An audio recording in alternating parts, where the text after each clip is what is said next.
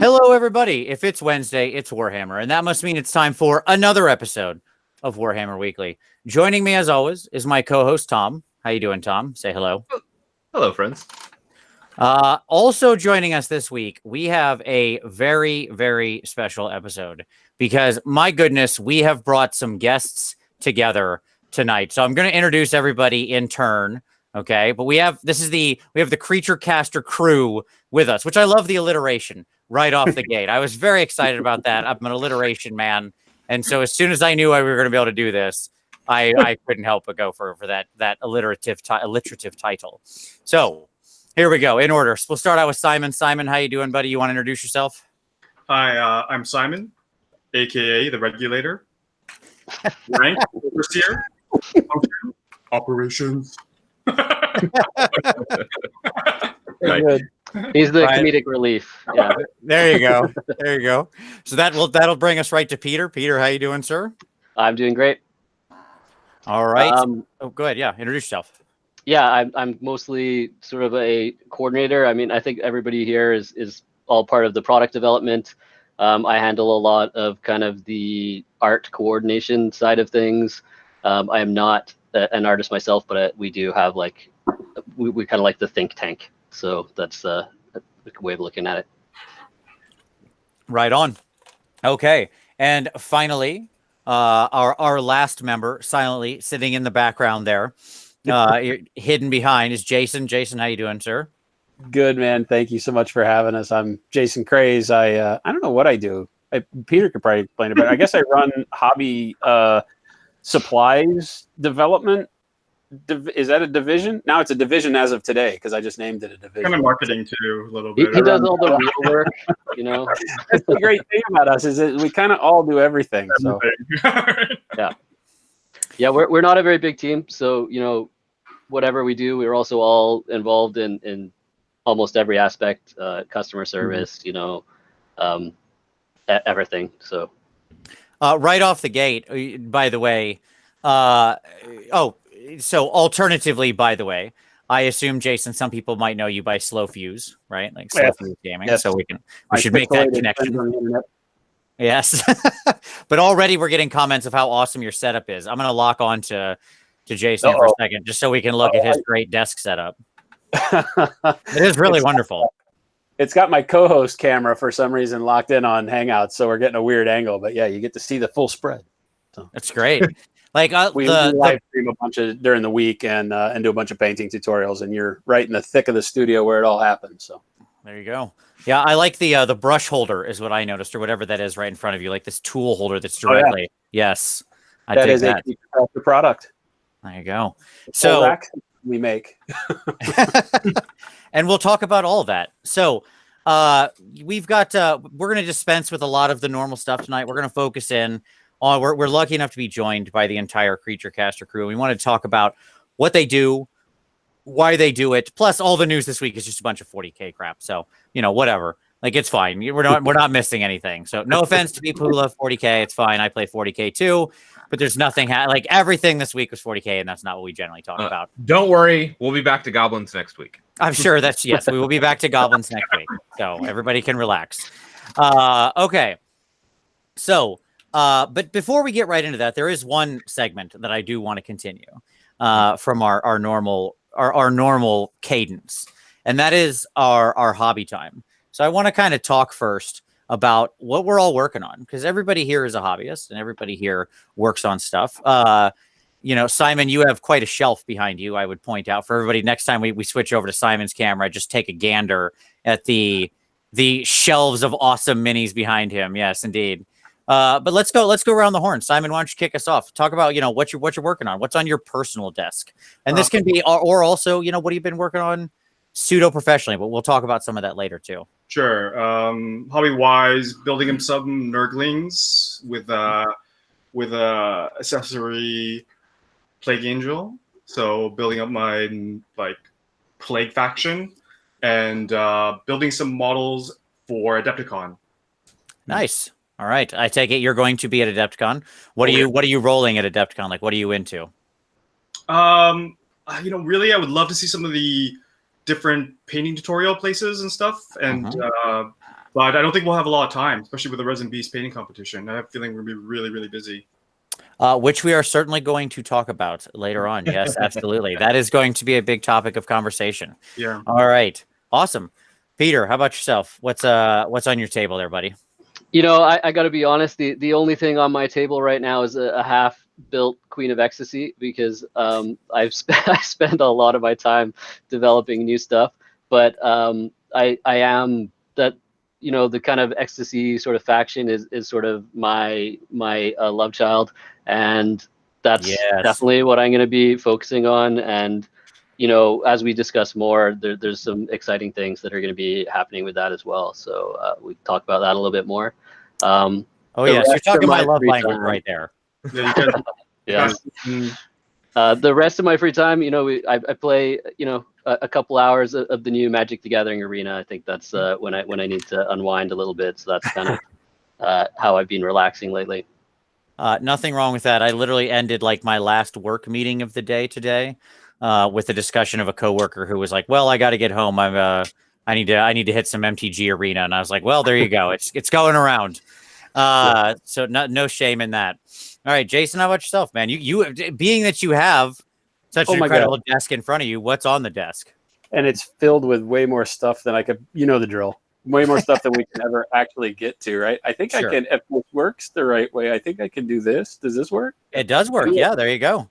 This is what I'm doing. I'm working on right now. I'm using our Pro Acryl, pushing our titanium white and our dark gray. I'm practicing just sketching out some non-metallic on this guy. And then I did the same thing with our ivory and our umbers, doing kind of a coppery shoulder plate on our Lord of Violence, our creature caster model. So I'm just playing around. We've been bringing out the paints. I am just trying to pick up kind of models that have been off in the dust for a while to dust off and throw colors on them, just pushing things as far as I can with the new paints. Nice. Yes, we'll definitely talk some about the paints. By the way, those are looking great. That is a smooth looking, like the camera always makes that MM look great because you get that nice solid angle on it. That's how it's meant to look. But it's looking good. I like the way it's looking. All right. Tom, what's on your desk, buddy? My co-host extraordinaire. Well, I'm wrapping up my daughter's army for the most part. I have a couple photos. Let's see if I can make the internet work. Probably not. This is called the part of the show where Tom lets us all down. Good luck. You notice how Jason just joined in. This is the first time he's ever been on the show. Yeah. He's like, here's my second camera. The camera.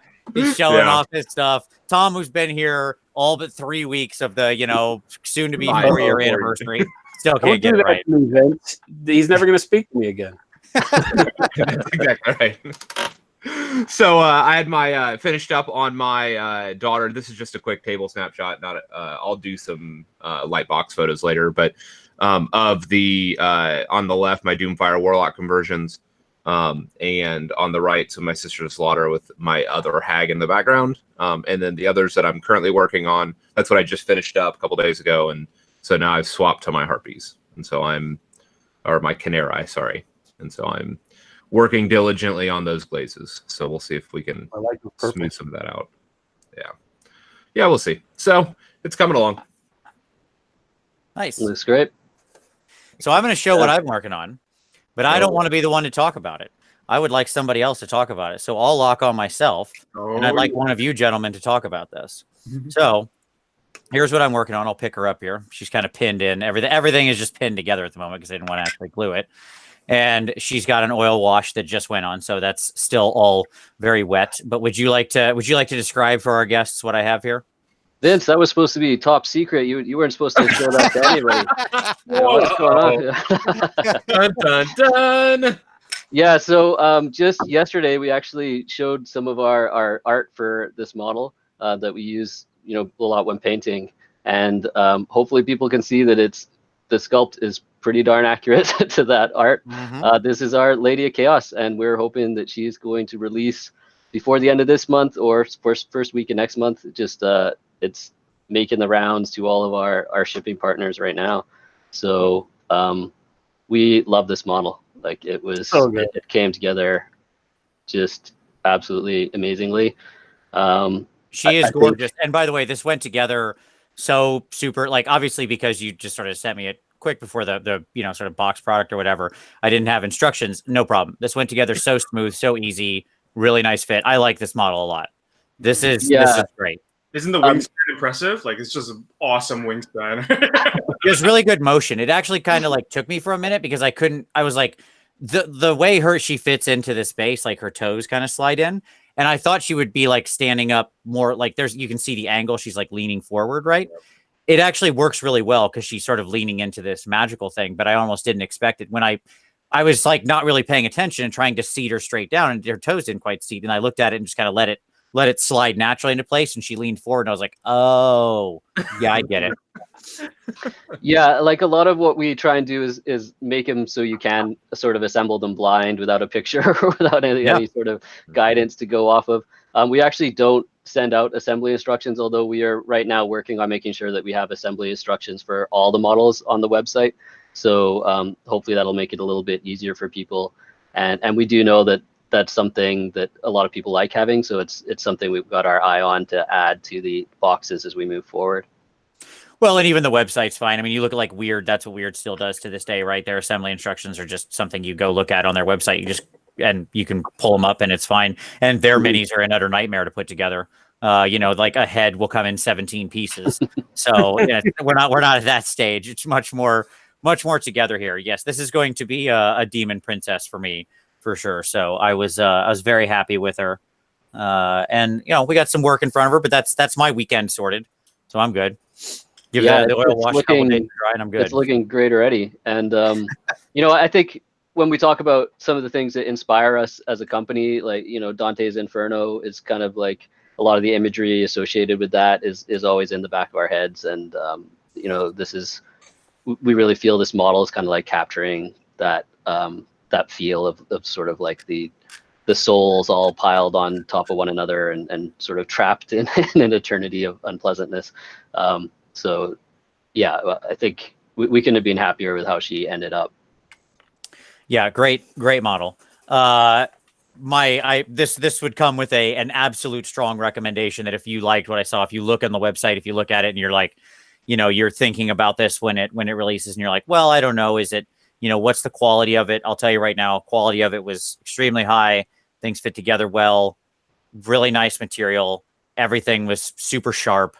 No complaints. Like, I mean, standard stuff, of course, of just cleaning up any model, but it was all in all a breeze. So I really enjoyed this one. I like the way this looks. You guys knocked this one out of the park. So one note on the cleaning up part too. I'm guessing you washed the model before you started painting. Oh yeah, yes. Yeah, like we actually don't use release in our models anymore. So like you don't even have to wash it in the future, right? So nice. I would always recommend if you think it's a little bit glossy or such, then you might want to still give it a rinse. But like that's part of the customer experience we're trying to work towards. Nice. We don't work towards, we lose a few casts, but the customer experience is much better in the end too. We haven't promoted it yet, but we want to make sure everything's like perfect. It's a bit of a tough one because it can be situational, because even the silicone itself that we cast out of can occasionally leak oils. But so it's always better safe than sorry. But we're trying to make it so that we know that's a common problem with resin, and we try and do what we can to fight against that. No, I was a breeze. Yeah, I mean, I always just give them a quick scrub, like no big deal. Like it's part of the standard model prep process for me. I don't see it as any great onus, but it's good to know. Like it can only help people because not everybody's going to do that, right? And like, so, yeah, there you go. But yeah, minimal. The thing that actually impressed me the most was like pretty minimal mold lining, scraping, stuff like that. I mean, every model has some of it, but it was pretty straightforward, pretty solid. So it's a rather pleasurable build to put together. The little souls that were grasping was the funny part, where I was like trying to figure out which, because some of the like reaching souls fit into the base thing on the bottom side. Like, nope. Yep, there you go. I was playing like it's like the shapes game when you were a kid. Like it's all clear because none of them fit in any of the other ones even close. So it was more like just trying to find I've got the square block. I'm trying to find the square hole to put it in, that kind of thing. So. Old Tetris. Yeah. All right. So why don't we start out? So let's get into the meat of this. obviously we've talked about this model, and I'm sure a lot of our guests have or want to sort of, talk about mission statement and stuff like that. And what I really want to start out, I kind of mentioned this at the beginning. We talked about this just real quick off the air. I want to give you a chance to just like really formally introduce Creature Caster, what it is. So if the people who are watching aren't as familiar, who are you? What do you do? Why do you do it? That kind of thing. Like, what's Creature Caster? By the way, the link to their website, products and stuff will be down in the description. So you can go there, check that out. As well, you should. But we want to start, just give a general introduction of the company. Talk about what you are and why you're doing it. Sorry, Bitch, just one thing before we start with that. I'm Sure. pretty new to this interface, and I'm not able to see any of the chat that's happening, so I don't know if Here, I'll do this what for I'm doing you. wrong. No, you're okay. You have to bring it up separately. I got you, buddy. Here, Okay, so real quick. So if you open the little chat box on the left side, top left part of your screen in the Hangout, you will now see a little link. You'll want to click that, and then that will open the actual show, the live show, over another window. You'll want to mute that so we don't all hear it. And then you can see the scrolling comments. All right.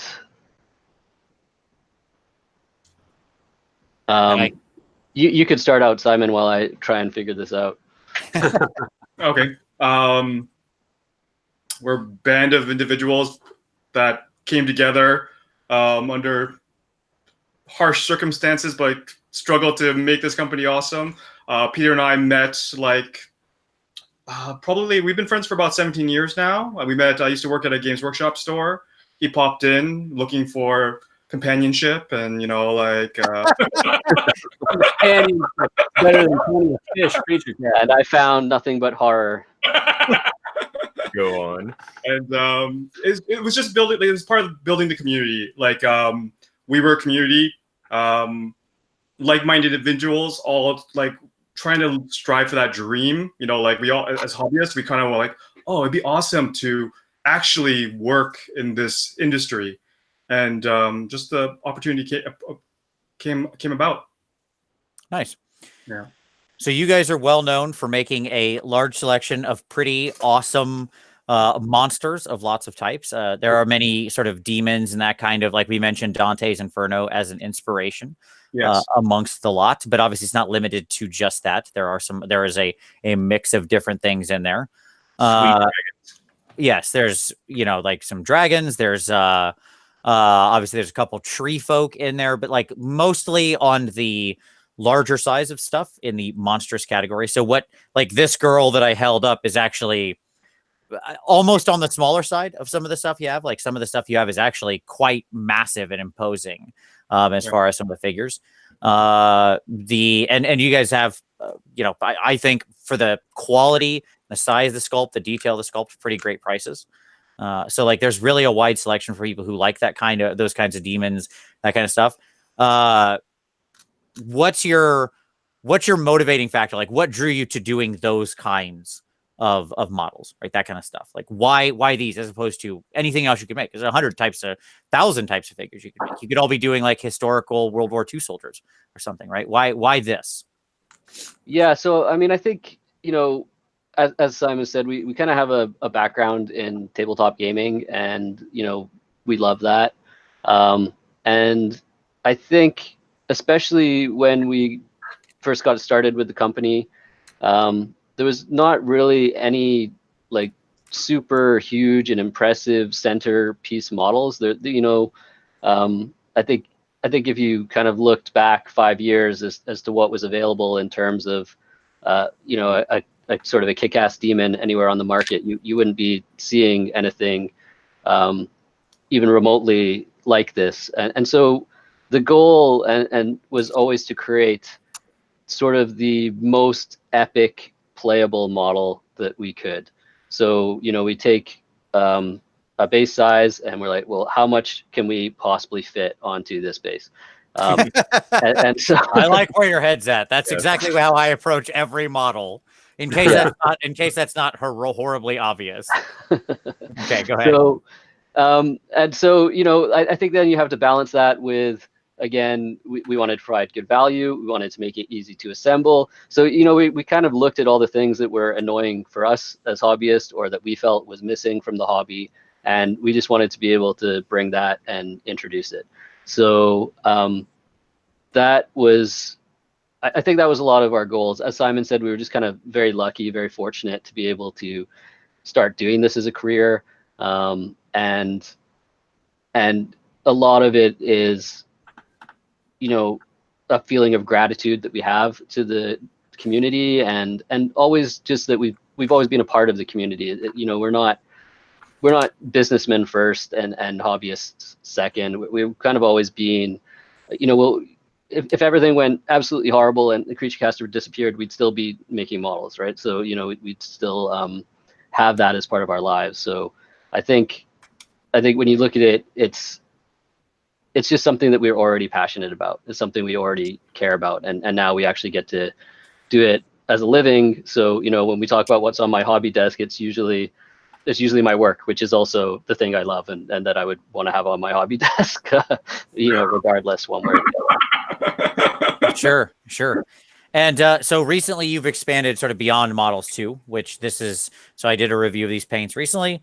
And we mentioned, right, what Jason mentioned them up at the top of the show. You want to talk a little about the exploration into paints and brushes and that kind of stuff as well? I think that kind of goes back to just how the companies met, because, we're just recently here at the end of last year with our announcement as one, single entity under the Creature Caster banner with the new Monument branding. But that all kind of came about.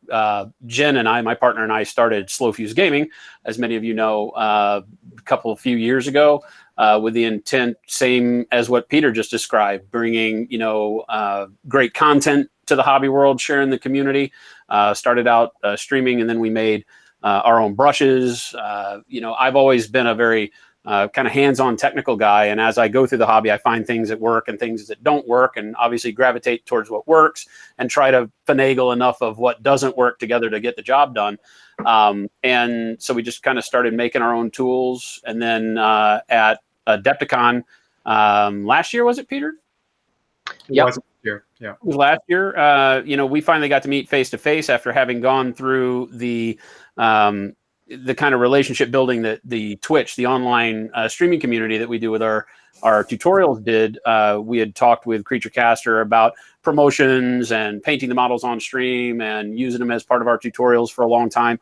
And then when we finally got to meet, it clicked that there was a bigger story and a bigger goal to be had there than just, kind of side promoting each other by showing off a model. We had been making brushes. Our brushes at that Adepticon show sold out in the first day that we were there, along with Jen's soap. And so we said, hey, our goal is to continue to find ways to offer really good products at really good value to this community, and make the things we want to use and the things that we want to put our hands on all the time. And the only thing missing for us was, we really have some ideas for some sculpts and some models, and it'd be great to be able to go from nothing to 100% in that whole offering. And Peter and Simon kind of looked back across the table and said, well, it's amazing, because that's kind of like our plan as well. And so out of that sprouted the ability to just kind of build this relationship, talk about it. It took quite a while, which I think was really good, as not only figuring out all the personalities involved, but just getting a feel for the business sense, and how everybody works. And it just, it sounds silly when you say something it just was right, but I think that this was just right. Everybody has the same mentality in this group. We're all, like Peter just got finished saying, we're all hobbyists first. Right. If we weren't doing this, I'd still be painting probably this exact same model. And talking to you guys, hopefully on Facebook and stuff, about all the cool stuff that's going on with all the games we play.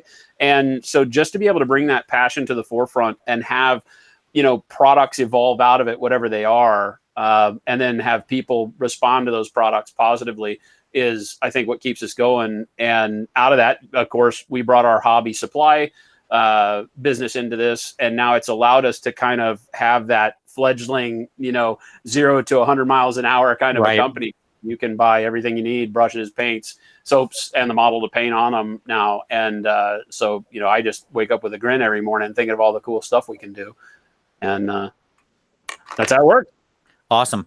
I will. So there's as I mentioned very briefly, I did do a review of the Pro Acryl paints, what Jason mentioned, and that you saw him working on that awesome NMM with.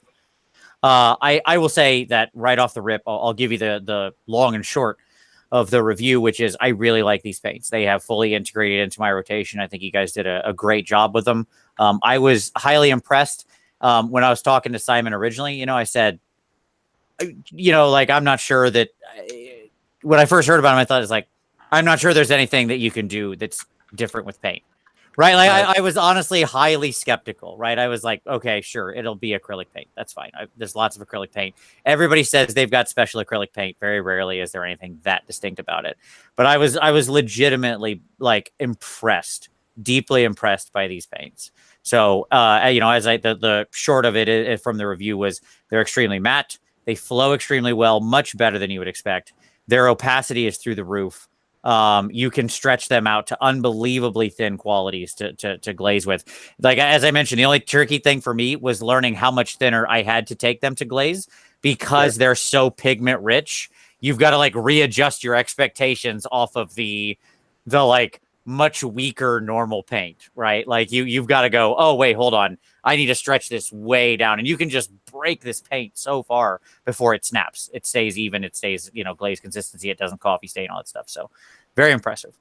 When we started with the paint a while back, one of the biggest things in the streaming community always calls me out on it here recently, because there is probably a clip somewhere out there on the internet of me saying, nope, we'll never make paints.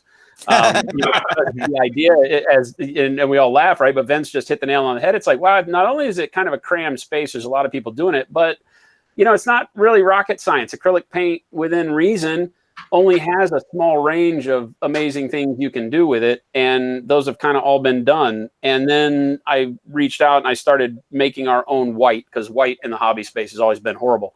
And so we started making our own white that would flow really well through airbrush. And out of that, everybody started demanding more colors. And that, you know, led us on down the road saying, well, maybe there is something new that we can do. You know, maybe there is, you know, a new way to look at mediums and density of pigment and grind and all the chemist speak behind it that kind of lets you have the freedom that you really want as a miniature painter, rather than just taking, you know, a liquid paint that's off the shelf, quote unquote, and branding it differently. And so we're very, very pleasantly surprised with the outpouring of. I mean, the only negatives that we get are that we don't have enough colors, and I feel like that's a good space to be in. That's what we're hoping for. Yeah, it's like you. Go ahead, Tom. I would say in our private conversations, Vince has trying to hard sell me on it, because he's like, this paint is exactly how you paint. Right. Right. And the reality is that different people have different painting styles. Yeah, for sure. And so some paints will, like I've tried to use the scale 75, and I just the scale color stuff, and I fight with it because of the gel medium, and just like, it's not a bad paint. I like it, but it's not how I paint. Mm-hmm. And yeah, so for those that will find yourself struggling with paints, it's definitely something to maybe try out. Yeah, I mean, I think it goes back to there is a lot of great paints out there at this point in time, and it's exactly what you said. You know, it was kind of like, well, can we make something that's unique, that's still like a super high quality paint, just as high quality as or higher quality than other paints that are out there, but that maybe works a little bit differently and maybe fits into people's workflow a little bit differently, because, you know, it's a really challenging to bring something new to that market. You know, we totally understand why people would be skeptical of it, or you know, because yeah, like we really challenge ourselves. We've all seen like people talk about how like, oh, this paint is the most amazing paint, like the marketing material around the paint, right? Of like, this is it. This is the game changer, yo. It's all different now. Yeah, this is more like another tool in your cabinet to use for different purposes, right? So how I see it, right? Well, and what's funny is I'm glad to see that you have James. So people who James Wapple, obviously, many people probably know him. He's been testing it and using it a lot in some videos. There's an awesome image you have on your website of his model he's been working on with the butterfly wings. He's been doing it like he has a picture of a real butterfly, and he's been doing this incredible like turquoise and sort of copper butterfly wing pattern. And he's the perfect person for it because his style coming from like 2D arts, if you like a lot of like wet blending, and if you're working that wet on wet style, and if you're any kind of like traditional artist, these fit into that so well. They feel like that, almost like a fine art style paint. So yeah. All right. Well, we're not just here to talk about that, but it's good. Yeah. Check them out. That's what I'll say. Okay. I don't want to take us down that rabbit hole forever. I do want to ask a question. Somebody asked a question, and I thought this was a really good one. So I thought I'd flip this over to you because I want to swing back around to the models, and this will be a good segue into it. Mm-hmm. So this question came from Martin Orlando, who said, so you guys have a lot of demonic type of characters, basically the demon stuff. Would you ever consider, so if we're going to talk Dante's Inferno or something like that, there or Bosch paintings or those kinds of things, you often see some heavenly type creatures as well. Would you ever consider, or do any of you have interest in doing angelic or heavenly or more that kind of divine style models? Yeah, I mean, I think if there's a demon, that must be proof that the opposite side exists, right? Like, sure. Is that one way of looking at it? I can state that I'm pushing for it heavily. Like, that's why, AKA regulator. There'll be a regulator angel one day. Well, I can assure you, before you've even begun the conceptualization phase, Vince's money is on the table. Yeah. Well, that's true. You have all of it. Yeah, all of it. Like that hasn't been done enough either, is my feeling, really, right? So, like, don't get me wrong. We the process takes a while to get everything going, and we have like this year's plans in place already. But it's something we really love to as a team. So we already have some a lot of the background story of how we would like to do that and how that fits into our universe. Like we have our own idea of what our universe looks like and how we're developing that. And that's not something that we sort of heavily talk about at this time, because we like to release it as kind of like a more complete and fleshed out sort of product when we do. But there are angels within that, and it's definitely something that we are going to get to at some point in time. Nice. Well, good. I'll just send you the check now. You can just fill in the amount when it's done. So that'll work. That should work just fine. There was another quick question. Oh, go ahead. Oh no, I was just saying, like a pay-as-you-go plan. Sign up now. Yeah, exactly. Just subscription. You're my Angel of the Month club. Yeah. There was a question on the base size on this girl, by the way, and so it's 60 mil, by the way, which is appropriately sized. That's the correct sizing for what you would probably want to use her for. So there you go. All right. As an aside, as we're talking about models and base sizes, they have I haven't picked it up yet, but they have a absolutely wonderful dragon, like an emperor dragon with a huge wingspan and a really small base size. So it fits on like any of the appropriate stuff. I would highly encourage folks to check it out. Yeah. Well, that leads us actually to what I wanted to do next. I want to do a fun round robin here. So I would like each of you to tell me what your, like, you have a range with a lot of models, but you've got to love one of your children more than the others. So we don't like to admit it. Okay. But all of us, like, Tom's got 4 kids, and I know there's one of them he likes more than the rest. I'm not going to make him say it on the internet, because then one of his kids will find it later. The other 3. Eventually, yes. But even more interesting is, which one do you like the least? Right. I'm definitely not going to make him say that. That poor kid, I'm going to give him a complex for the rest of their life. All right. So the question is, which one out of your range, what's your favorite model? So Simon, you get the hot seat. You get I'm putting you in the hot seat here first. What is your favorite model from the line? I can't help it. Like, I still love the Plague Angel. Like, I would love to even see like under our new system, a new revamped version of it. But I love that model quite a bit. It captures like terror, has that kind of angel aspect to it too still, right? So it's like, oh, this is the angel of pestilence, like has that kind of feel to it. So it's kind of why I'm working on it right now, right? So yeah. Nice. So our plague angel. Oops. Let's go ahead and I'm going to bring these up as we as you mention them, so that way everybody can see what it is. Because there's only one you'll mention that I'll have to close my eyes for. Famously, everybody knows that I have a real challenge with some Nurgle type plaguey, grossy models, anything like that. But this is not one of them. This is a beautiful model. Yeah, here we go. So let's look at the Plague Angel here together, because this really is a gorgeous model. I love the aesthetic take on this one, the combination of something gross and something really nice. So here we go. That's sharing. Yep, everybody should be able to see that. There's the Plague Angel. It's like the face is just fantastical to me, right? So it's just like captures that horror feel perfectly, right? So that's like the main thing that I love about it. Yeah, it's got that. There's a name for it. I can't think of it. Like that sort of sunken face, skull, cow head type of thing, right?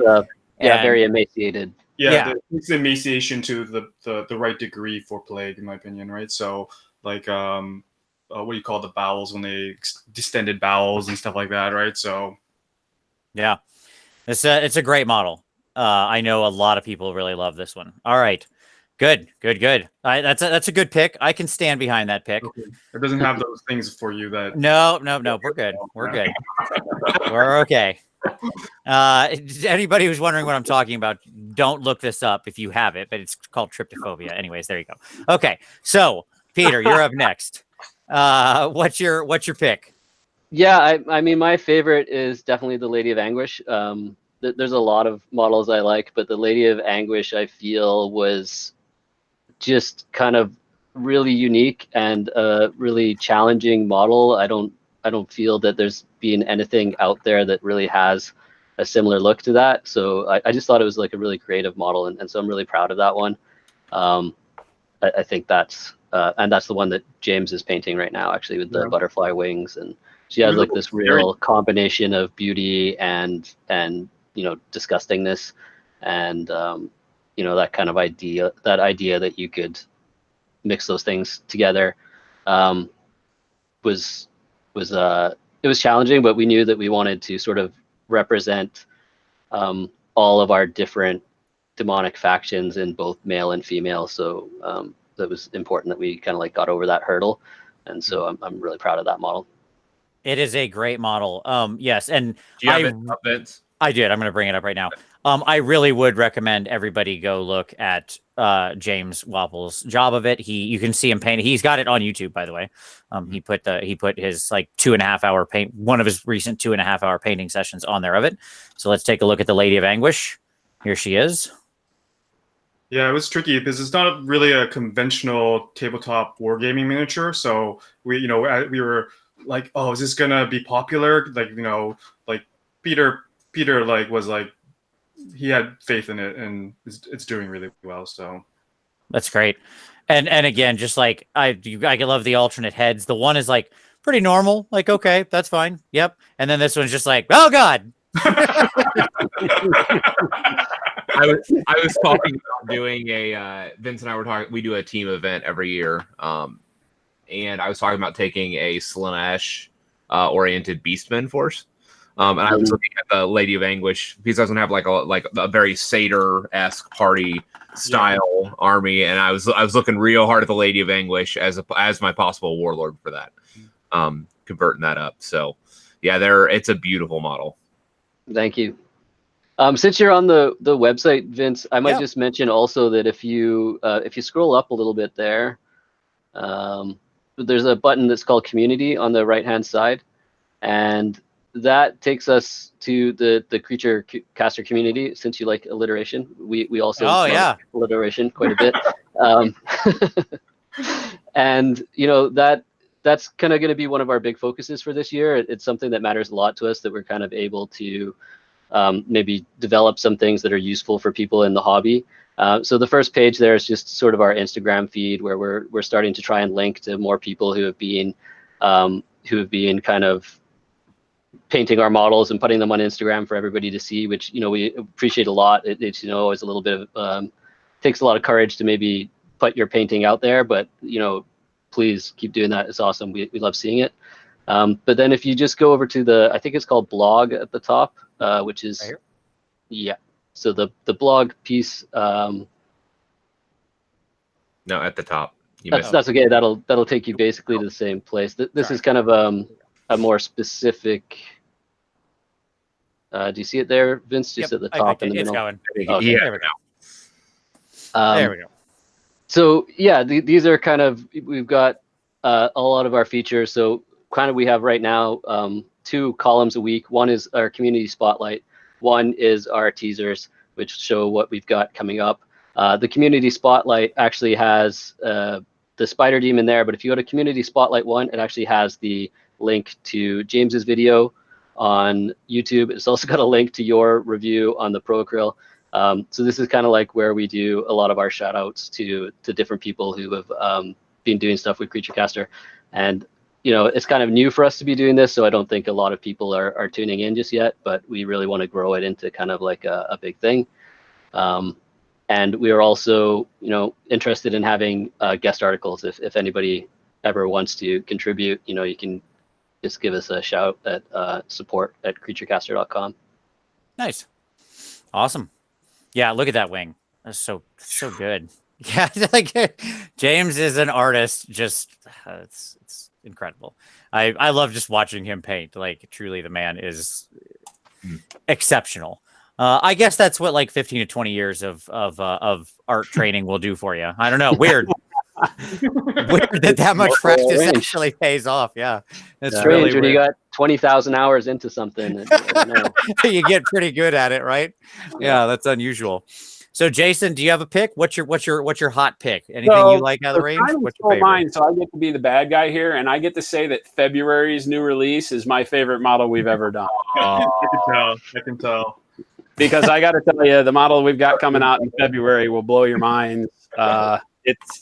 I can't wait to get my hands on it. I've been bugging them all week long. Okay, when does that happen, Simon? You're going to ship that to me this week, right, Peter? You got that thing, guy? It's good, right? Yeah. As soon as So I got to be a can. downer. I can't show you the picture of mine yet, but just remember what I'm saying right now. In a couple of weeks, when you go to Creature Community, you see the segue there, and you see the spotlight, the secret spotlight on February's new release. Yeah, just remember what I told you today, okay? All right. Because as good as the Lady of Chaos is here in January, the one that Vince is doing right now, I'm voting for February. Okay. All right. Right on. I can. We'll all make it down. That's a perfectly fair answer. That's a true answer. That's all right. All right. Very good. Insider information. It's a little unfair, but you know. I didn't limit it. It's my own fault. It's my favorite model because before that, it is definitely the Plague Angel. Gotcha. I'm glad you agree. I didn't say like what's your favorite model that's been released, right? So I mean it's my own fault for I not didn't feel like restricting I the was question. totally loophole in it. I felt like I was playing by the rules. Yeah, you were. No, that's I didn't put the Maybe restriction on there. How about Okay. yourself, Vince? From myself? Yeah. Previous Queen. I'll bring up the image. I really like this girl, but the Queen of Ecstasy, the one that he mentioned, the one that they had, the one that I had painted previously, which if anybody wants to see will be at Adepticon. So let me go ahead and bring this up, and then we'll show this one off. I really do love this girl. And clearly many other people do too, because right now on the US site, she's listed as out of stock. So that tells me she's been very popular, but here we go. We'll bring her up here. Mm-hmm. She's really just a gorgeous model. This is my speed. If you want to know what my speed is, if you're like, Vince, what's your speed? This is my speed. This is it. Right here. Our talented studio artist, Mitchell Stevens, right here. Oh, nice. Nice. She did a great job. Other jobs. This is really nice. So I love this. I love this model. I loved painting it. It was a lot of fun. And so, yeah, this is great. Definitely, like, just from top to bottom, it's a wonderful design. Okay. Yeah, that's mine. Did you want to show the dragon, Tom? Because you said that was yours. Yeah, sure. I can pull that up real quick. I have it. It's okay. Oh, do you have it? Yeah, for me, the Emperor Dragon. Like, I'm a high elf player at heart, and this is like just a beautiful dragon in a very threatening pose. And it's very like eminently usable, because one of the problems with a lot of the other dragons on the market is either they're not imposing or they're really hard to fit on whatever random base size, whatever game system you're in. And what I loved about this is that it's I enjoy it, and the fact that Vince, you're going to pull it up, but one of the features of it has both a howdah and a saddle, depending on kind of like how you want to set it up. And so there's the Emperor Dragon. And so there's it with the howdah. You can see it on the top, right above his shoulder blades.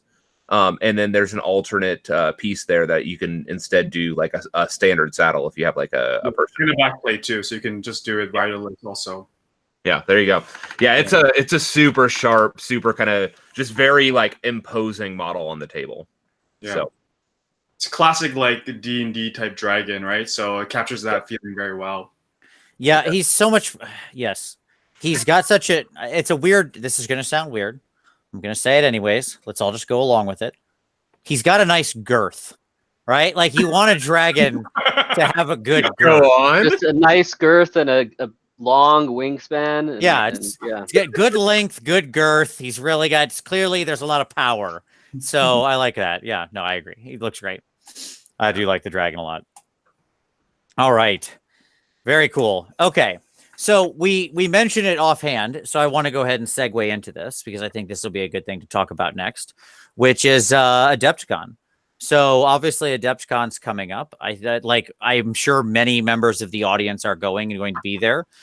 Certainly Tom and I will be there. It's going to be a great weekend. I'm teaching a bunch of classes there, and so Tom is playing in a lot of tournaments. Doing the Iron Man. He's doing the Iron Man again. Yeah, he's doing all. What is it? It's all four, right? Both 1,000 pointers team and then the 2-day. One Vanguard now, so it's all 4 days. So it's the all-day Vanguard, all-day teams, and then the 2-day championship. There you go. Got to Iron Man it out. So, gentlemen, would you like to talk about you're going to be there at Adepticon? Would you like to talk about kind of what's going on there at Adepticon? Yeah, I mean, I think Adepticon, first of all, last year was the first time me and Simon had ever been to a convention even close to that big. It was amazing. We loved it. We fell in love with that right away. It was like just a fantastic experience. Basically we're an online company, so we don't get to interact with our customers on a regular basis, and just, like all the people who came by to say hi and all the support we got. And it was just amazing. So, we really wanted to like do more and have more involvement in it. So, one of the ways we thought we could do that is with a painting competition that would, feature our models, and that way we can get our models up in the booth and have more models for people to look at as they come by. And also we wanted to give out some cool prizes for people who are want to participate in it. So yeah, I think that's our big plan for Adepticon. I mean, we also have a much bigger booth space this year. We're teaming up with Jason, so we're kind of like combining our booths together into one gigantic Creature Caster Monument booth. We're going to have more stuff going on there with like the live painting, and I think we really want to kind of make it into a happening place to be at Adepticon. Very nice. So you sort of activating the Wonder Twin powers there, bringing it together. I get it. Absolutely. Form of miniature maker, shape of, paint creator. Yeah, I get it. You put our powers combined. That's correct. Makes total sense. You guys had a cracking year last year. It seemed like your booth was more or less jammed all weekend, which was great to see. So cool. Yeah. Yeah, I think it's the fact that, also you have the people that are part of the team there too. So it's kind of like, it's so hard to beat that enthusiasm, right? So you get to talk to people and see people. And it's like the one time we actually get to show off our models up close, because regardless of what they look like online, they look so much better in person, right? It's all the way around. It's just like, hey, pick this up and take a look at it. Like, Yep. always Well, positive. your miniatures are really detailed, right? Like, and so it's like there is so much detail packed into them, and it's the kind of thing that's just hard to really take notice of in a 2D image. Yeah. You don't really feel it until you have it in your hand. Yeah. Right. Totally. And that's when it actually hits you just how much is going on the miniature.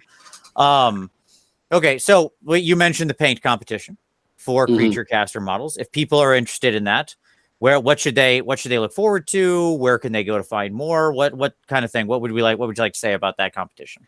Yeah, so I mean, we have a couple things that are going on. I mean, basically, it's just a single category, which is sort of any of our creature caster models. You can enter them in there. We want to make it so obviously there's going to be extremely high level of competition and people who are super amazing. But we encourage like everybody, no matter what your skill level is, to kind of like take on the challenge and try and paint something up to the best of your ability, because that's one of the best ways to improve. And we kind of want to incentivize that as well. So a lot of what we're looking at is when you enter, you kind of might get entered into a draw to have some like one-on-one time to discuss your model with one of the judges. So even if you're kind of like not in that final cut, or you're not winning a trophy, you may get some like really valuable feedback on your painting and what you've done. And that's something that Vince actually volunteered for. He's going to be one of the judges at the Resin Beast, so he's offered his time to kind of like consult with anybody on what they did right and what they did wrong. And so hopefully we can get people learning, which is always one of our big motivations, and inspiring people to paint.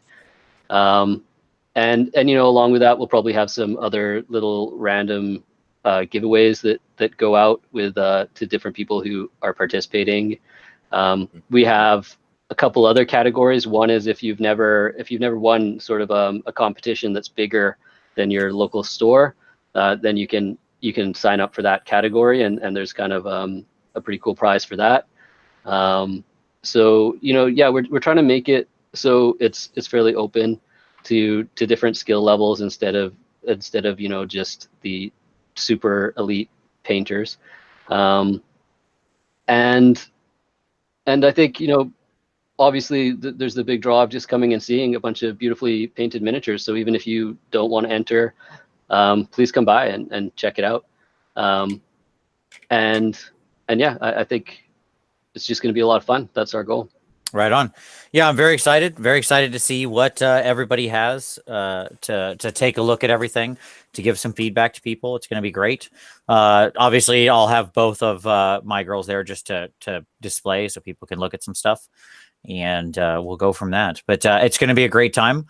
I'll link out to information, stuff like that. Simon, anything else you wanted to add on that, or anything else you want to say about AdeptCon, what you're looking forward to at it? Yeah, it's just gonna be we're gonna be a little more prepared than we were last year, and it's really exciting to see that, because I remember going back to the Golden Demons back in the day in Baltimore when they were held in Baltimore.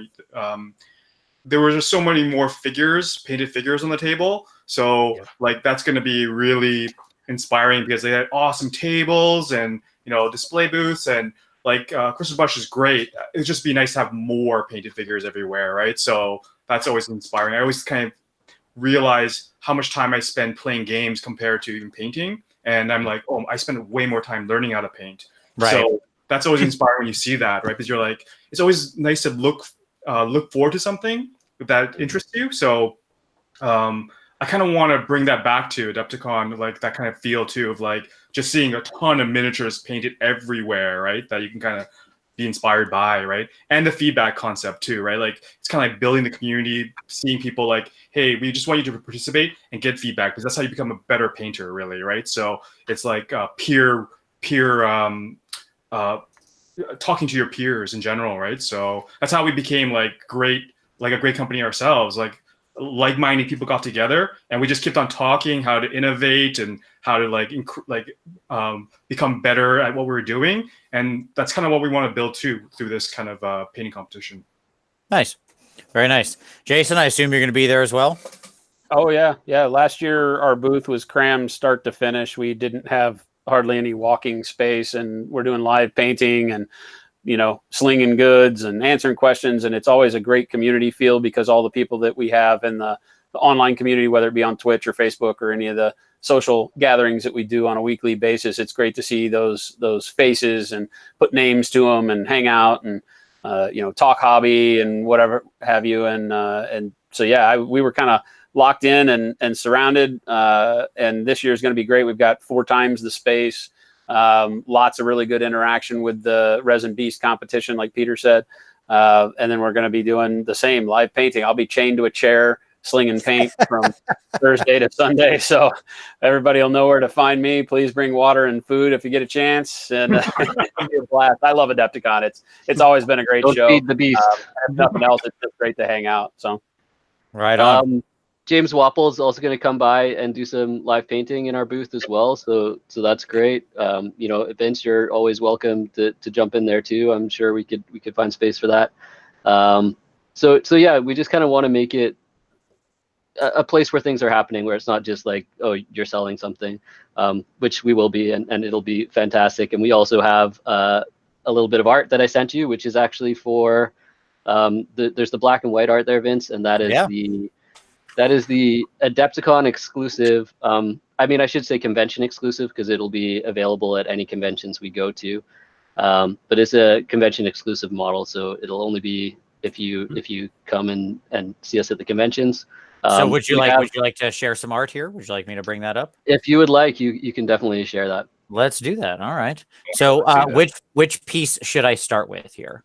Either or. She's a little bit different than, she's a little bit of a combination between the two, I would say. So, you know, part of it was, you know, just talking a little bit about when we're designing a model. So literally on my drive, I have 60 different pictures of this model that we go through before we kind of finalize where we're headed. So I just kind of wanted to give like people a bit of an insight into like our creative process, and a lot of it is like, oh, we have this idea, you know, this was kind of, we wanted it to be a pinup. We wanted it to kind of have, again, kind of some of that horrific, but also beauty to it, and be kind of in a sensual pose. So that was kind of, you know, a lot of our goals that we were having. And we ended up with this kind of like cool worm idea. And you can't really tell from this angle, but the worm is actually a part of her body, like it grows out of her back. I was figuring as much. Yeah, sure, absolutely, as would be appropriate. Yes. Yeah. So she's kind of like really disturbing, but she's also quite beautiful. And then, you know, we were like, well, we want to add some sort of like musical aspect to her. So, you know, if we go to sort of the next image, let's see. So I've got this one. We'll see. Nope. Okay. I've got that. And that one, which is the color version of her. I don't think I had the other one. I must not have sent it to you. But so I could look for that really quickly. But the other version, she's got sort of like a musical instrument. Oh, okay. And basically with a banjo. That's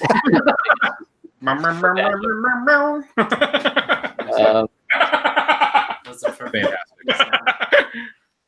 Howdy, partner. Howdy, partner. So you gotta give me a little second here. As I said, we got about a million of them. So you're fine. If you wanna pop it up, give me a second here. I'll stop sharing while you find it, and then if you want to drop it to me, I'll pop that one up. But yeah, I really like that model. That art, I should say. It's a great, exactly as you mentioned. I mean, we've talked about this before. I've mentioned it on the show. Oh yeah, here we go. Okay. I am a big fan of like the combination of horror and beauty, like something about it. I like something that draws you in and then slaps you in the face. Like that's where I am, like artistically, that's what the aesthetic that I like. Hence, you know, my love of all these types of figures. So this, all of your range that has to do with the sort of ecstasy and these kinds of things is so perfectly aligned to my psychographic profile of the stuff I dig. True. Excellent. True. All right. Like kindred spirits. Yeah, you probably don't base your market completely off me, but as long as you keep doing this stuff, I'm not going to complain. All right, so here we go. Yeah, so this was kind of like version 2, and it was maybe like a little too musical. We kind of like made the snake having kind of like all these weird musical elements, and our final version ended up being a dialed down. So we kind of like have something in between those two things, where the snake is a lot less musical, but we kept the instrument part of the model. So, and we're really happy with how the sculpt is going so far, but just kind of wanted to show that, kind of give a bit of insight, and a lot of the back and forth that we do as we're kind of developing it. It's definitely not something that you just have an idea and it goes from start to finish. Some models come together quickly, like the Lady of Chaos was actually a pretty easy model. It didn't require a lot of iterations, and then some models you're just really struggling with getting all the elements to combine together. So everything's sort of unique in its own way, but that's just a little bit of an insight to the process. And then I did send you a couple more because we are talking about the sketching, and so sometimes it's difficult to see what's going on in just a black and white. So a lot of the time we'll do the colored versions, and so this is kind of like the black and white sketch, and this is basically the same scale as the pinup, and all of these are going to be roughly around 40 millimeters in height, and our goal is to have them as sort of our champion figures, and it's kind of a precursor to the infantry that we're bringing out. So maybe I'm getting a little ahead of ourselves, but I'm sure you're exciting everybody very much, because that was a question that I'm sure was burning on a lot of people's minds, right? Of like, what we've got right now is a lot of centerpieces and stuff like that. Are we exploring a different scale, or not scale, but overall size?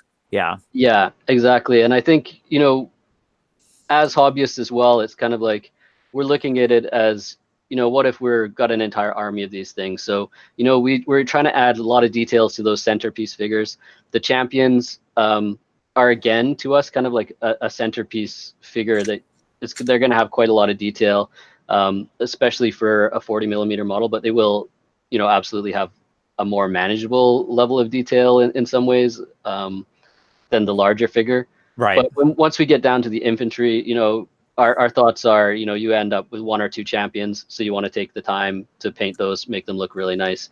But once you get down to kind of like an infantry, we really want to create an aesthetic that's relatively simple, relatively quick to paint, so that if you want to have 150 of them on the battlefield, that that's something that's manageable. Yeah. So that is something that we're thinking of as we're developing these things. Yeah. But yeah, this is kind of I think you could see we ended up coloring this one because there were certain elements that we wanted to get a feel of that you can't really see necessarily when it's just black and white, but when you start adding the color and you start adding the shading, you kind of can see the model come alive, what part is armor, what part is cloth, what's happening with the skin. So this is one of our champions. The champions are all going to be released as sets of 3. We have 3 females and 3 males. The females should be ready by Adepticon, so that box set will be there. And they all have a different personality. So we have like a noble sort of character, which is this one for the females. We have a doing the power stance, sure. Doing the power stance. She will also have like a big spear type weapon in her right hand there. Then we also have like a feral character who's sort of a little bit more bestial, and we also have kind of like a priestess type character, and that's something that we're going to have for the females, and we're going to have it for the males, and we're going to have that as we continue going through each faction of demons. We're going to, of which we have 6 factions planned. It may take us quite a few years to get through them all, but yeah, that's kind of like our sort of go-to for every faction that you can expect from us in the future. I love it. So basically you'd have, the hope is that by Adepticon, because these wouldn't be the champions, like this girl right here, when she comes to life, she's not convention exclusive. The hope is you'd have this by Adepticon, but this would be something then, a product you'd have. right? Yeah, they're our March release. So the February release is still a bit of a secret. Sure. But Jason's done a good job of pumping that one up. But yeah, these are our March release. Awesome. Very nice. So hopefully, I am happy to hear it. I'm not sure my wallet is happy to hear it, but I'm sure that many are excited about this prospect. That sounds fantastic. I've always loved like small character models like this. I think to me, this size is just like when you have that sort of individual champion. The word you used is the perfect word. When you have that sort of stuff, it's exactly at that size where I don't feel bad about sitting down and just plowing a lot of time into it, but not feeling the pressure. Right? Exactly. It's at that size where it feels completely manageable and fun. You get to take the amount of time you want with it. Sometimes with a really big model, you're kind of like struggling because it is so big and you got to cover so much. If it's just a regular infantryman, you don't want to take that much time when you got to do, as you mentioned, like 70 or 100 or 150 or something, right? But like when you've got that one singular character, that's the place where it's like it's the perfect meeting of the two worlds. You're like, all right, let's get into this. This is the thing that I get to really go nuts on and try stuff and make it look beautiful. So I'm excited to hear that this is becoming a thing. This is wonderful. Yeah, one of the great things about the smaller scale figures is that much in tune with what the rest of kind of the I don't know if it's a creature caster mentality or mantra, but you'll find that while they may not have 100 million doohickeys and details on them, it's the nuances of each detail that's there that bring the model to life. So I think you'll also find, like Peter was saying, if you need to sit down and paint a squad, it won't be so daunting,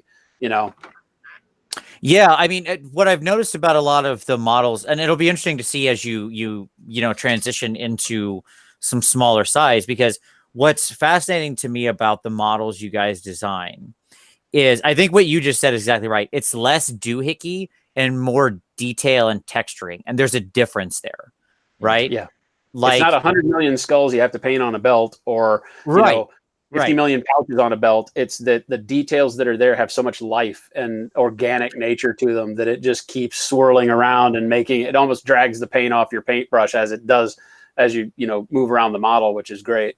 Yeah. Perhaps the indelicate comparison I would make is Rob Liefeld drew doohickeys. Jack Kirby drew detail. Okay. You had to be Liefeld into it, didn't you? Look, the man was famous for pouches. Would you consider those feet doohickeys? No, it's no size of normal feet. Yeah, it's completely normal feet. No, dude, I haven't seen any creature caster model yet with like tiny triangular shaped feet that disappear into mist. So there you go. That's true. That's a good call.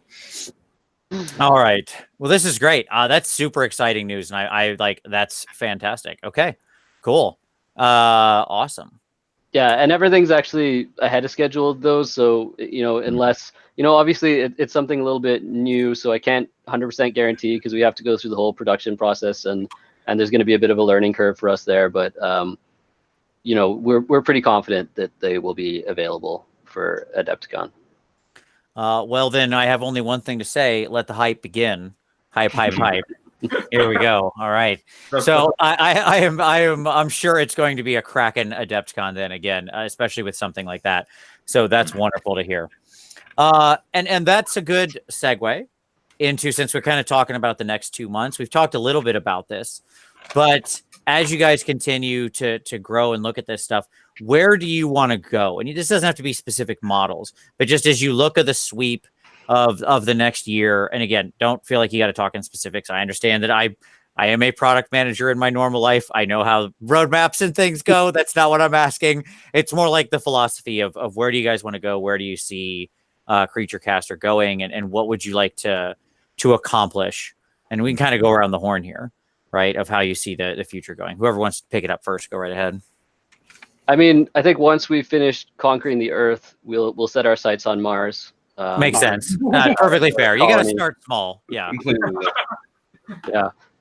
Yeah. Maybe Jason, you could start talking about some of the hobby products that what we Yeah, want I to do think with that we've got our sights set on a bunch of new hobby products coming in. At the beginning, and as you see this set of racks behind me, we've been selling the racks now for quite a while. We've got a lot of additions to the racks coming. We've got an expansion of the tool line itself, not just brushes, but into the hobby tools and files and things that we use while preparing our models. Then obviously always exploring new avenues on the brushes.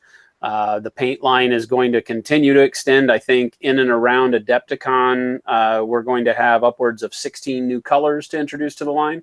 And hopefully we'll have those at Adepticon to be able to have people come by to the painting sessions and, try a brush, try the colors, try the soap, do all that live there at the show, and see, how the line is expanding. I think that's one of the most exciting things. We've really kind of committed to growing the Pro Acryl line in leaps and bounds so that we get past that. There's only 29 colors to the line right now. We love the paint, but so we're going to get past that hurdle real quick. And then, on into all sorts of other endeavors regarding just the supply portion. We've got mediums and flow improver and all the other ancillary products that we use when painting, whether through airbrush or on brush, that I think people will be really, really pleasantly surprised with the way that even those kind of take for granted products can be altered to be even better than what you're used to.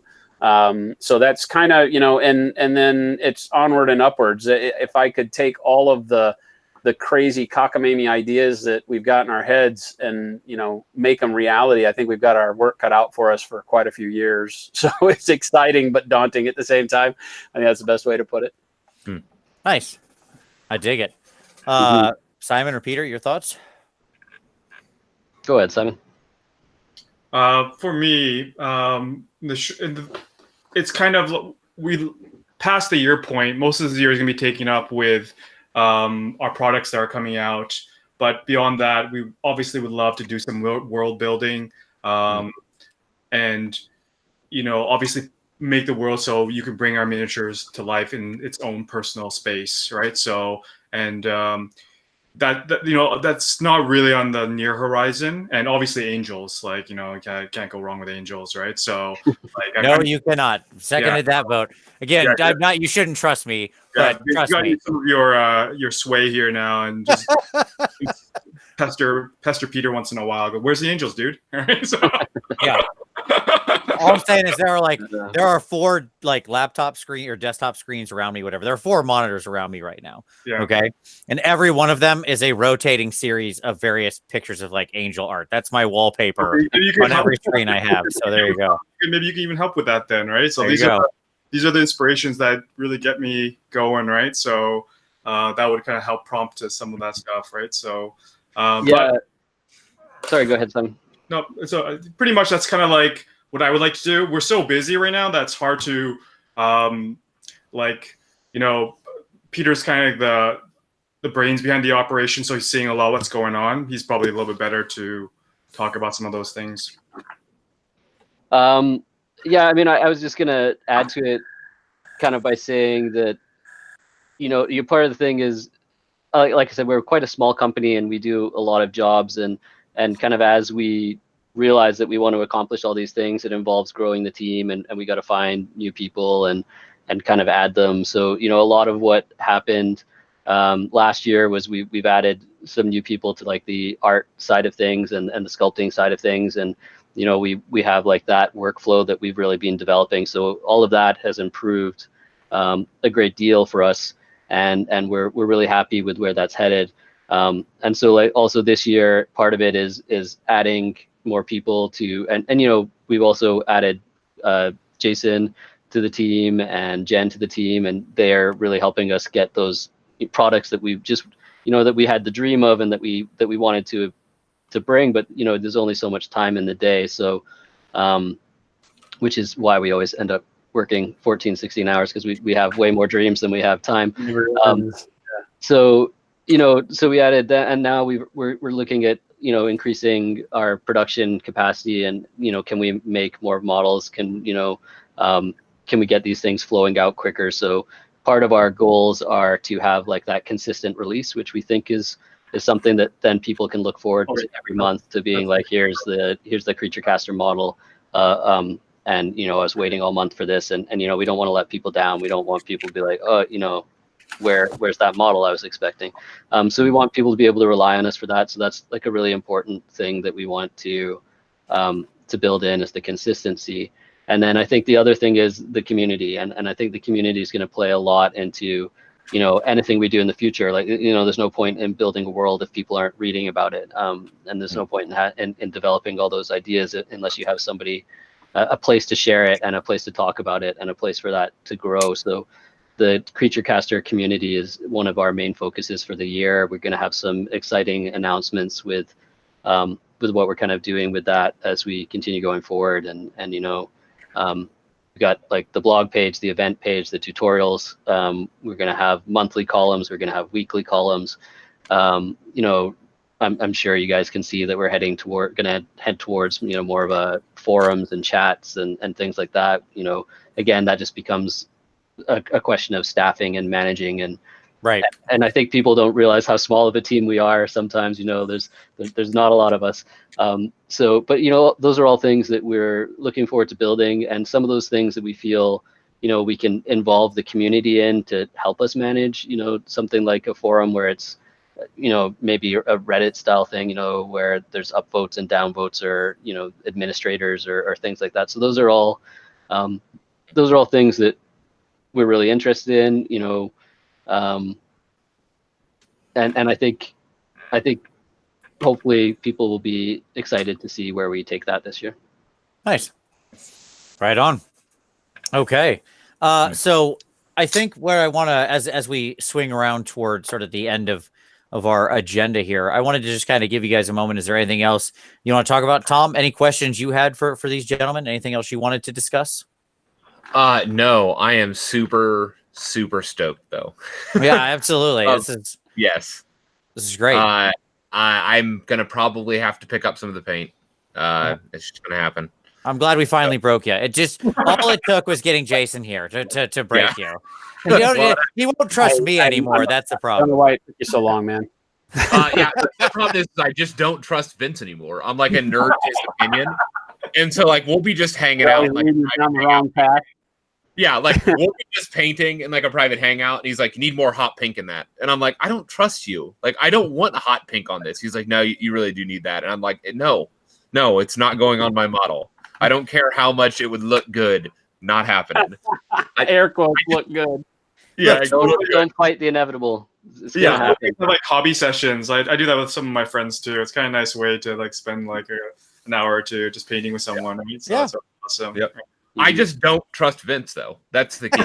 So having other people's opinion and and feedback is valuable.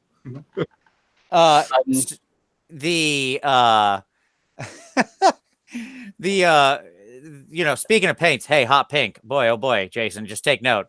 A hot pink, maybe a teal, like a rockin' teal color. I'm just saying, these are things that I tend to like. Whatever shows up. We got some real good colors coming in the next batch, the next 16 to 18 colors, like I said, around Adepticon. So we'll have some stuff that you can put hands on there, to fill out like the dark purple. We've got a really good royal purple coming, like a really deep dark blue. Oh, you're speaking my love language there. Yeah, that was one I felt. Yes, super bright green. We've got a really, really good pink that's actually part of the next 5 flesh tones. Yes. So I think you'll like that. It's not as vivid as like a hot pink, but you mix that with some of our pyro red, and you'll be right there. So excellent.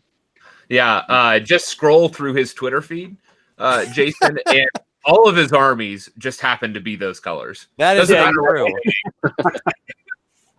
They may all contain some form of those teal, colors. Blue, pink. And those purple. are like the colors of like how colors are made sometimes. You look at it like a printer, like those are the colors that make everything else sometimes, right? So exactly. Colors. Exactly. There's nothing wrong with that. You're just missing all the other parts. All the other parts. Yeah. I paint a model that's 90% brown right now. There you go. Yeah, that is not being done. There is literally I usually look at my models. I'm like, 4 browns on his shelf. What can I use that's not brown? How can I fake brown? Basically, is what I'm always trying to do. I use so little brown. I'm like, you know what's better than brown? I'll just use like some red and add some gray. That's gonna that's better. That's real color. I'll just desaturate a red, right? Close enough. I don't know what it is about the color brown. I don't know. So maybe I watched Reservoir Dogs and it scarred me. Colors that's on every model in large amount. So it's very easy to get tired of brown. Yeah, absolutely. All right, so gentlemen, any final thoughts you'd like to share with everybody as we close up here? Anything, any Peter or Simon or anything you want to share, Jason? Anything you want to leave our audience with? Yeah, maybe I'll just quickly answer some of the questions that came up in the chat here. Sure. So Orange Crowbar Man, the set of 3 will have wide release. It'll be available on our website and everything. The one pinup is going to be more exclusive. It'll be a lot harder to get your hands on that one. Let's see. I know someone had asked about the paints in Europe and the UK, and that is underway. We were hoping by the end of January, first week of February is our cross our fingers. Hope to die every time. We feel pretty good about it right now. Yeah. So it'll happen, and they'll be in stock on the Creature Caster EU and UK stores from then on out. So it's coming very soon. Forge of Wonders wants to know if we do any events in Western Canada. That's where we're based for people who don't know. And yes, we do Wet Coast, which is in Vancouver, and Attack X, which is in Kamloops. Those are kind of like our local events that we get out to. The question then that leads me to is, when are we going to get you to Nova? That's a tough one for us. He's been like a big Nova fan, right? So and Las Vegas Open too. That's a big one too. I don't go to LVO, so I'm not as worried. Okay, well, Nova sounds interesting too. Then it's great. It really is. Mm-hmm. Melissa asked us about if we're going to do any terrain pieces. We have a couple things that were in concept, but just it's kind of difficult to ship big pieces of terrain around. So until we kind of solve some of those logistical problems, we're probably not going to go in that direction. So wouldn't expect anything this year, at least from us. And China pretty much most of their terrain, right? So it's just like cheaper, right? So. And we had a question about the Kickstarter, just kind of like how we survived it, and it was extremely challenging. You're never going to be able to explain what it's like to be involved in a Kickstarter unless you're talking to somebody who's been involved in a Kickstarter. But yeah, there was basically, to summarize it, there was not a lot of money that came out of it at the end of the day, but a lot of opportunity that came out of it for us. And we really appreciate the people we backed us, and we're a lot of amazingly patient people, and a fair number of vocal disgruntled people. But from our perspective, the Kickstarter is behind us. If anybody has any questions or concerns or problems that they still have regarding the Kickstarter, then they can contact us. We answer all of our messages on Facebook, so you can contact us there. You can contact us at support@creaturecaster.com, and we'll do everything we can to sort of resolve any issues that you've had. That's the story with the Kickstarter. Nice, very good. All right, Simon, any closing thoughts? No, thank you for having us on. Really, that's great. It was serendipitous. We even met in some ways, right? Yeah. So a mutual friend kind of got us engaged, and it would be good to see you at Adepticon this year for sure. I agree. We do need to give a shout out to Jen, right? Who's been on the show before. Yeah, who is a hobby hero in the truest sense of the word. Yeah, that's right. Yeah. The man is a constant inspiration to me. He is the most positive, relentlessly positive person. Fantastic, one might say, even. Yeah. I have ever met, and just an all-around awesome guy. So yes, he initially sort of introduced us. It was great. I'm very glad he did. It's been great to talk to you, gentlemen. It's been absolutely fantastic. Jason, any final thoughts you've got? Just thanks to you guys for having us on, and thanks to the community, all you guys out there for backing us, supporting us, joining us as we go through our endeavors, joining us on stream, watching us paint, tell bad jokes. It's really all the community that does it. Without you guys, we're nothing. So I'm glad that everybody loves what we do. Keep giving us solid feedback and let us know what you'd like to see in the future. Awesome. Well, gentlemen, it's been an absolute pleasure. I certainly look forward to seeing you at Adepticon. It's going to be a great time. We're definitely going to have you back on in the future. That's for sure. Maybe we'll touch base every so often, have it in. We'll look at some, especially as these months roll on and we see some of these exciting new releases become a reality and out there. I think that that's going to open up a good opportunity for us to chat again. But it's been great to have you on. As I said to everybody, links will be down below to everything mentioned here, so you can go down, check it out. I do highly recommend it. From a personal level, and not just because they're here. I've been extremely happy with paint, with the models, with what I've gotten from you guys, and that's because I've come to respect, and talking to you, I've come to respect your passion, your dedication. I know how hard you guys are working, and it shows in the product. And by the way, if I wouldn't blow smoke, because I have said very straightforwardly when I thought something was, maybe not here or not there, this could be a little better or whatever, but I've been nothing but impressed the whole time. So it's been great talking to you guys, having you on the show. Thank you all very much for everything you both hear and for everything you've done. It's great. For all of you out there who are watching, we thank you very much. As always, we'll see you next Wednesday.